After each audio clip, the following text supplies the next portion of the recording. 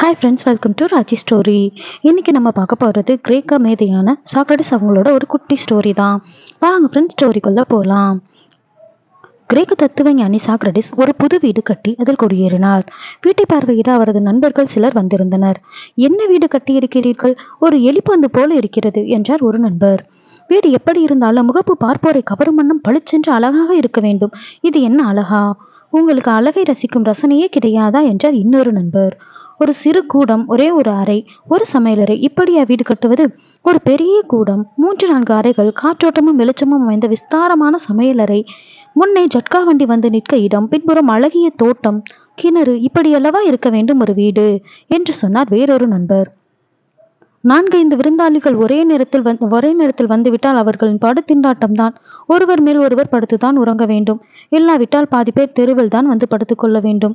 எந்த யோசனையின் அடிப்படையில் இந்த வீடை கட்டினீர்களோ என்று தெரியவில்லை என்று குறைப்பட்டு கொண்டார் மற்றொரு நண்பர். சொல்லும் குறைகள் எல்லாம் பொறுமையோடு கேட்டுக்கொண்டிருந்தார் சாக்ரட்டிஸ். சற்று நேரம் கழித்து சாக்ரட்டிஸ் அவர்கள் கூறினார்கள், வீடு சகல வசதிகளுடன் இல்லை என்பதே உங்களது பெரிய கவலையாக உள்ளது. ஆனால் என்னுடைய இப்போதைய கவலை என்ன என்று தெரியுமா என்று கூறினார். இந்த சிறிய அறை கொள்கின்ற அளவிற்காவது எனக்கு நல்ல நண்பர்கள் இல்லையே, இனிமேலாவது அமைவார்களா என்றார். இதை கேட்ட பின் அவரது வீட்டை குறை சொன்ன அத்தனை நண்பர்களின் முகமும் தொங்கி போகின.